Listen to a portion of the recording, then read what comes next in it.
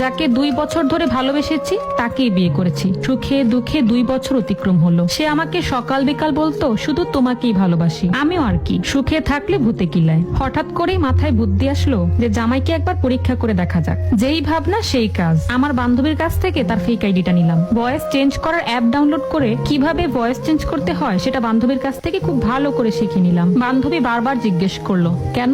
আমি তখন বললাম না এমনি, ওই আর কি, খুব তো বলে ভালোবাসি, একটু বাজিয়ে দেখবো আর কি। পরীক্ষা নেওয়ার আগে আমি ভেবেছিলাম আমি হেরে যাব, কারণ গত 4টা বছর ধরে আমার প্রতি তার ভালোবাসা দেখে আমি সত্যি ভীষণ মুগ্ধ। তো বান্ধবীর আইডি থেকে তাকে ফ্রেন্ড রিকোয়েস্ট পাঠালাম। 2 দিন হলো অ্যাকসেপ্ট করে না। আমি তো সেই খুশি। 2 দিন পরে আমার স্বামী আমাকে জিজ্ঞেস করছে, আচ্ছা বিথি নামের কোনো ফ্রেন্ড আছে তোমার? আমি বললাম কই না তো।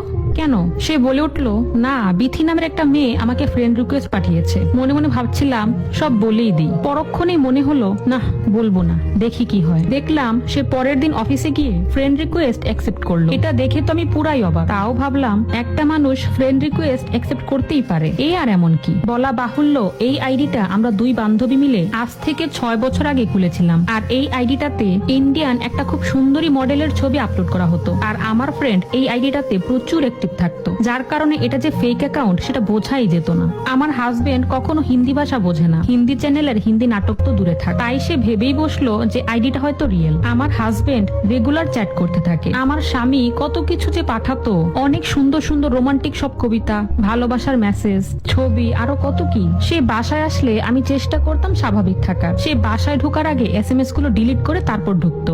আর বিথিকে বললো রাতে যেন কোনো প্রকারের SMS না যায়, কারণ তার বড় ভাই নাকি তার সাথে থাকে। ভাই যদি জানে যে সে কোনো মেয়ের সাথে কথা বলে তাহলে নাকি তার ভাই খুবই কষ্ট পাবে। সেদিন আমি ভালোই অবাক হয়েছিলাম। সে নিজের বউকে ভাই বানিয়ে দিল। এই ফেক আইডিটা যেহেতু বিথি আর আমরা দুজনেই নিয়ন্ত্রণ করি, দুজনেই দুজনের মেসেজ দেখতে পারতাম। আমি যখন আমার স্বামীর সাথে কথা বলতাম তখন খুব সাবধানতার সাথে ভয়েস চেঞ্জার অ্যাপ দিয়ে নিজের ভয়েসটাকে চেঞ্জ করে তারপর সেটাকে সেন্ড করতাম, যেন আমার স্বামী কিছুতেই না বুঝতে পারে। আর কথাগুলো পুরান ঢাকার স্টাইলে বলতাম। আমার সবচেয়ে বেশি কষ্ট লাগলো এটা ভেবে যে সে আমাকে যে কথাগুলো বলতো সেই কথাগুলোই মেসেজ করে পাঠাতো। কথা সবই এক, শুধু মানুষ 2টা ভিন্ন। আগে আমার স্বামী শুক্রবার আসলেই সারাক্ষণ বাসায় থাকার বাহানা করত। আমি ঠেলেও তাকে বাইরে পাঠাতে পারতাম না। আর এখন সারাক্ষণ সে বাইরে যাওয়ার বাহানা খোঁজে, আর বাইরে গিয়েই ফোনে বিথির সাথে কথা বলতো। প্রচন্ড রাগে আমার শরীর কটমট করতো। মনে মনে ভাবলাম যে দেখি কত দূর যায় উনি। মেসেজ করে বললাম চলো বিয়ে করে ফেলি। সে বলে সে নাকি 1 বছর পরে বিয়ে করবে। আগে আমাদের দেখা সাক্ষাৎ হোক। একটু টেনশনই পড়ে গেলাম। মেসেজিং তো ঠিকই করছি, কিন্তু দেখা সেটা কিভাবে করব? একদিন তো তাকে বলেই দিলাম যে ফেসবুকে যে ছবিগুলো ছাড়া হয়েছে সেগুলো কিন্তু আমার না। ফেসবুকে আপনি এই পর্যন্ত যত ছবি দেখেছেন সবগুলোই একটা ইন্ডিয়ান মডেলের। এটা শোনার পরে সে 2 মিনিটের মতো চুপ ছিল। 2 মিনিটের মতো চুপ থাকার পরে সে বলে উঠলো, এটা তোমার ফেক আইডি? আমি বললাম আরে না, আমি তো সত্যি, শুধু ছবিগুলোই মিথ্যা। সে রাগান্বিত হয়ে ফোনটাই কেটে দিল। আমি ভাবলাম যাক বাবা বেঁচে গেছি, না হলে দেখা করানোর জন্য মডেল কোথায় পেতাম। একটু পরে সে ফোন দিয়ে জানতে চাইলো কেন এমন করলাম। আমি বললাম আমার ভয় লাগে ফেসবুকে অন্য সবার মতো করে ছবি ছাড়তে, যদি কেউ খারাপ কিছু করে ফেলে। এখন তো ছবি দিয়ে কত মানুষে কত কিছু করে বেড়ায়, আমার ভয় লাগাটা স্বাভাবিক নয় বুঝি? সে হেসে ফেললো আর বলল, কি যে বলো, সারা দুনিয়ার মানুষ ছবি ছাড়ছে, আর তুমি কোথাকার কোন সেলিব্রিটি যে তোমার ছবি নিয়ে মানুষ এটা সেটা করবে? বোকা মেয়ে, এখন তুমি তোমার রিয়েল পিক দিবে। আমি বলে উঠলাম না, দেখা করতে গেলে নিজেই দেখিয়ে নিয়েন। সে তো মহা খুশি, কারণ সে অনেক দিন থেকে আমাকে বলছে, কিন্তু আমি রাজি হই না। আজ নিজে থেকেই বলে দিলাম। ফোনটা রেখে দেবার পরে প্রচন্ড টেনশনে পড়ে গেলাম। মুখ ফুটেতে বলেই ফেললাম, এবার কি করব? কাকে দেখা করাবো? কাউকে বলতেও লজ্জা লাগছিল। আর সে তো মোটামুটি আমার সব ফ্রেন্ডকেই চিনে। হঠাৎ করেই মনে পড়লো ছোট থেকেই আমার বেস্ট ফ্রেন্ড রিমার কথা। ক্লাস 7-এ ওঠার পরে চিটাগাঙে তার ফ্যামিলি শিফট হয়। তার কথা আমি আমার হাজবেন্ডকে অনেকবার বলেছি, কিন্তু আমার হাজবেন্ড কখনোই তাকে দেখেনি। সে আমার ফেসবুকের ফ্রেন্ড লিস্টেই ছিল। আমি তাকে জিজ্ঞেস করলাম, তুই ঢাকা আসবি কবে? সে বলল, আসবো নেক্সট মান্থে। তুই দেখা করবি কবে? আমি তাকে ডেট জানালাম।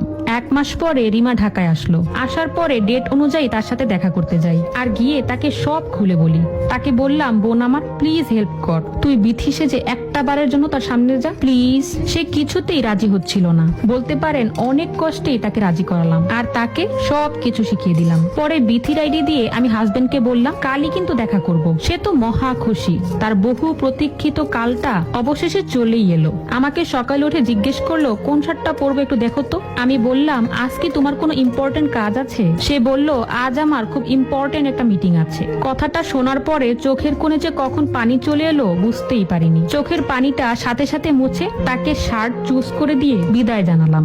দিনটা আজ অনেক বড় লাগছে, মনে হচ্ছে যেন বিকালটা আসছেই না। 3টা মাস ধরে এই খেলাটা খেলে যাচ্ছি। গত 3টা মাসে শান্তি কি জিনিস আমি ভুলেই গিয়েছি। বুকটা ইদানিং প্রচুর ব্যথা করে আর খালি কান্না পায়। উফ, সে কি যন্ত্রণা! যাকে নিজের চেয়েও বেশি ভালোবাসি তাকে হারানোর যন্ত্রণা। এই যন্ত্রণাটা যে কতটা ভয়ঙ্কর আর ব্যাপক সেটা কেবল সেই জানে যে এগুলো ফেস করেছে। কিন্তু যখন প্রচন্ড কষ্ট হয় তখন ভাবি, আমার তো হ্যাপি হওয়ার কথা, আমার হাজবেন্ড তো অন্য কাউকে না আমাকেই ভালোবাসছে। আমার তখনই মনে হয় যে আমার জায়গায় যদি সত্যিকারের বিথি নামের মেয়েটা থাকতো তাহলে কি সে তাই করতো? সে কি তবে অন্য মেয়েদের সাথেও আগে এরকম করেছে? মনে আজকাল হাজারো প্রশ্ন ঘুরপাক খায়। ভাবতে ভাবতেই চায়ে চুমুক দিচ্ছি আর তার সাথে আমার সেই সুন্দর মুহূর্তগুলোর কথা মনে পড়ছে। জীবনে প্রথম প্রেমের অনুভূতি কিরকম হয় তা তো আমি তার হাত ধরে জেনেছি। আমি তখন ক্লাস 10-এ পড়তাম। খালাতো বোনের বিয়েতে যাই। খালাতো বোনের বিয়েতে যেই তার সাথে আমার প্রথম দেখা। তার চেহারা, মনোমুগ্ধকর গান, কথা কিংবা কবিতা শুনে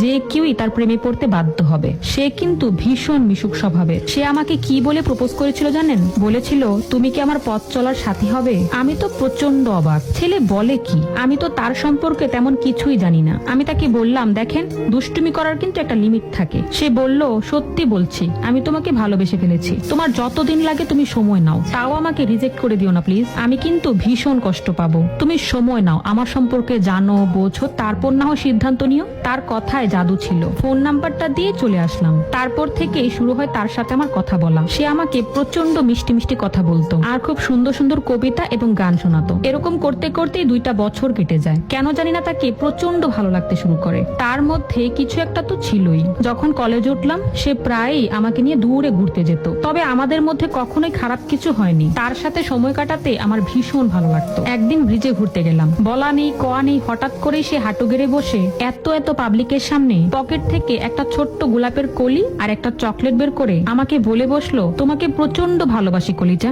সারা জীবন তোমার হয়েই বাঁচতে চাই, তোমার হয়েই থাকতে চাই। একটা গোলাপ ফুলকে যেভাবে মানুষ সাজিয়ে রাখে তার চাইতেও বেশি যত্ন করে তোমাকে আমি আমার জীবনে সাজিয়ে রাখবো। শুধু একটা বার আমাকে বিশ্বাস করে দেখো, আমার হাতে হাত রেখে দেখো, দুনিয়াকে দেখিয়ে দিব ভালোবাসা কি জিনিস। তার এই কথাগুলো শুনে নিজেকে খুব বড় পর্যায়ের সেলিব্রিটি মনে হচ্ছিল। এত খুশি লাগছিল। তারপর তো বলেই ফেললাম, হ্যাঁ, আমিও তোমাকে প্রচন্ড ভালোবাসি কলিজা। তুমি রেখে দিলে আমি সারা জীবন তোমার হয়ে থেকে যাব, সারা জীবন তোমার হাতটি ধরেই বেঁচে থাকতে চাই। এভাবেই কাটতে থাকলো আমাদের জীবনের সবচাইতে সুন্দর মুহূর্তগুলি। এই 2টা বছর আমাদের হাজার হাজার সুখের মোমেন্ট ছিল, যেটা বলে শেষ করা যাবে না। আর তার জবটা হওয়ার পরে প্রথম মাসের স্যালারি পেয়েই তার সাথে রেস্টুরেন্টে খেতে গেলাম। সেদিন আমার হাত 2টা শক্ত করে ধরে বলে, সারা জীবন আমার সাথে থাকতে পারবে তো? অনেক ভালোবাসবো তোমায়, কখনোই ওই সুন্দর চোখ দুটো থেকে এক ফোঁটা পানিও ঝরতে দিব না। বাবা মা আগে থেকেই জানতো তার কথা। অনেক ভালো ভালো বিয়ের সম্বন্ধ এসেছিল আমার জন্য, কিন্তু তার জন্য আমি সবগুলোই রিজেক্ট করেছিলাম। আর আমার বাবা মাও বলে দিয়েছিল যে মেয়ে যখন ওই ছেলেকে ছাড়া কিছুই বোঝে না, ওই ছেলে ছাড়া অন্য কাউকে বিয়ে করবে না, তাহলে আর আমরা এত বাধা দিয়ে করবোটা কি? মেয়ের সুখই আমাদের সুখ। তারপর বাবা মা রাজি হয়ে যাওয়াতে তেমন একটা ঝামেলা পোহাতে হয়নি। অল্প বেতনে চাকরি করা ছেলেটাকে তারা জামাই হিসেবে মেনে নিল। ধুমধাম করে আমাদের বিয়েটা হয়ে গেল। বিয়ের এই 2টা বছরে তার ভালোবাসা আমার জন্য একটু কম মনে হয়নি। মনে হতো যত দিন যাচ্ছে ভালোবাসা যেন ততই বাড়ছে। এখন কেন জানি তার সবগুলো কথাই মিথ্যে মনে হচ্ছে। মনে হচ্ছে সে অনেক বড় একটা অভিনেতা। আমাকে সে যে ভালোবাসার কবিতা গান শোনাতো, আশ্চর্যের বিষয় হচ্ছে সে সেম কবিতা আর গান বিথিকেও শোনায়। এটা কিভাবে সম্ভব? তাহলে কি তার কাছে সব মেয়ে এক? মাথার মধ্যে হাজার হাজার প্রশ্ন। হঠাৎ করেই ফোন বেজে উঠলো। ভাবনার জগৎ থেকে বের হলাম। কখন যে 4টা বেজে গেছে নিজেও জানি না। রিমা ফোন দিয়ে বলল, আমি বের হলাম, পার্কে গিয়েই তোকে ফোন দিব, দেখিস তুই যেন আবার অফলাইন হয়ে যাস না। ফোন কিন্তু কাটবি না, আমার ভীষণ ভয় লাগছে। বললাম, ভয় পাস না, অল দা বেস্ট, বাই। বুকের ভেতরে কেমন যেন একটা ব্যথা ব্যথা করছে, বুঝতে পারছি না কি করব। রিমাকে বললাম, তুই কিন্তু তাকে বিয়ের কথা বলবি, আর তোকে যা যা বলেছি সব কিন্তু মনে রাখিস। সে যেন ভুলেও বুঝতে না পারে যে তুই বিথি না। রিমা বলে উঠলো, তুই লাইনে থাক, দুলাভাই কিন্তু চলে আসছে। এই যে আমার বান্ধবী রিমা কিন্তু খুবই সুন্দরী, আর আমার স্বামী তো তাকে দেখে একদম ফিদা। সে রিমাকে বলে উঠলো, ভালোই করেছো, ফেসবুকে একটাও ছবি দাওনি, দিলে সবাই তোমাকে ভালোবেসে ফেলতো। ওহ, তুমি এত সুন্দর কেন? আমি আমার এই জীবনে তোমার চেয়ে সুন্দরী মেয়ে আর দেখিনি। মানুষ এতটা সুন্দর কিভাবে হতে পারে? উফ, কেমন যেন চোখ ধাঁধানো সুন্দর। সুবহানাল্লাহ। যাক, ফেসবুকে ছবি না ছাড়াতে খুবই ভালো হয়েছে। আমিও চাই না আমার ভালোবাসার মানুষটাকে অন্য কেউ দেখুক। আমার ভালোবাসার মানুষটা কি এতই সস্তা নাকি? হ্যাঁ, এই ছিল সূচনা পর্ব। এরপর সে আস্তে আস্তে তার ভালোবাসার কথা বলা শুরু করে দিল। রিমা তাকে জিজ্ঞেস করলো, আচ্ছা আমি তোমার জীবনের কততম ভালোবাসা? সে বলল, প্রথম ভালোবাসা। তারপর রিমা বিয়ের কথা তুললো, বলল, এখন তো আমাকে দেখেছো, আমাকে তোমার খুবই ভালো লেগেছে, যেটা বুঝতে পারছি। তোমাকেও আমার খুব ভালো লেগেছে। এবার বিয়েটা কবে করছো বলো? বিয়ের কথা শুনে সে যেন কেমন একটা ধাক্কা খেলো, আর বলল, সে 5 বছর পরেও করা যাবে, কারণ এখন আমার বড় ভাইয়ের বিয়ে হয়নি। তার আগে আমি কিভাবে বিয়ে করে ফেলি বলো? রিমা বলে উঠলো, ওরে বাবা, 5 বছর? 5 বছর তো আমার ফ্যামিলি জীবনেও মানবে না। যা